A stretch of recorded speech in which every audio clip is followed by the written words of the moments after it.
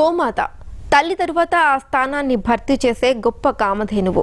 పాలు, పెరుగు, వ్యవసాయానికి కావలసిన ఎరువు, ఇలా ప్రతిదీ గోవు మనకు అందిస్తుంది. పాడి పంటలను పచ్చగా ఉండేలా చూస్తుంది. ఇప్పుడు ఆవు ఇంకా మనకు అందనంత ఎత్తుకు ఎదగడమే కాదు, అద్భుతాలను సృష్టిస్తోంది. మగువల మనసు దోచే బంగారం కూడా అందిస్తోంది.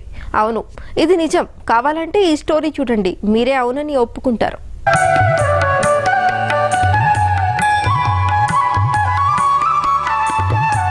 గోమాతను చాలామంది దైవంగా భావిస్తారు. గోవును తాకితేనే పాపాలు హరించిపోతాయని చెబుతారు. గోమూత్రం ఔషధాల నిలయమని మరికొందరు చెబుతారు. కొన్ని చికిత్సల్లో దాన్ని ఔషధంగా ఉపయోగిస్తున్న సంగతి మనకు తెలిసిందే. అయితే గోమూత్రంలో బంగారం దాగుందనే విషయం తాజాగా వెలుగు చూసింది.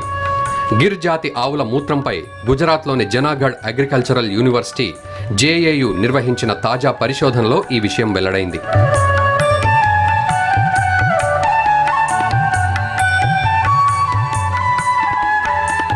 400 గిర్ ఆవుల నుంచి సేకరించిన మూత్రం నమూనాలను JAUలోని ఆహార పరీక్ష ల్యాబ్లో టెస్టు చేయగా లీటర్ మూత్రంలో 3 నుంచి 10 మిల్లీగ్రాముల బంగారం ఉన్నట్లు బయటపడింది. అయాన్ల రూపంలో బంగారం ఉన్నట్లు పరిశోధకులు చెబుతున్నారు. ఇందుకోసం గ్యాస్ క్రోమటోగ్రఫీ, మాస్ స్పెక్ట్రోమెట్రీ పద్ధతిలో మూత్రం నమూనాలు విశ్లేషించినట్లు తెలుస్తోంది. ఈ పరిశోధనకు నేతృత్వం వహించిన డాక్టర్ BA గోలాకియా అనే నిపుణులు ఈ విషయాలను పేర్కొన్నారు.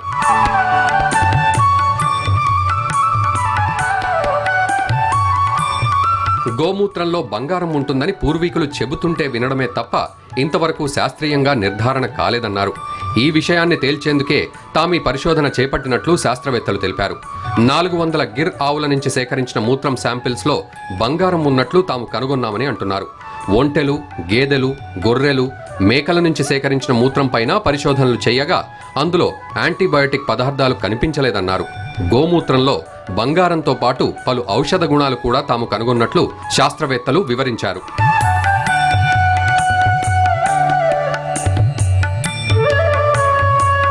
గోవు అణువణువు ఎంతో పవిత్రతను, ఔషధాలను నింపుకున్న జీవి.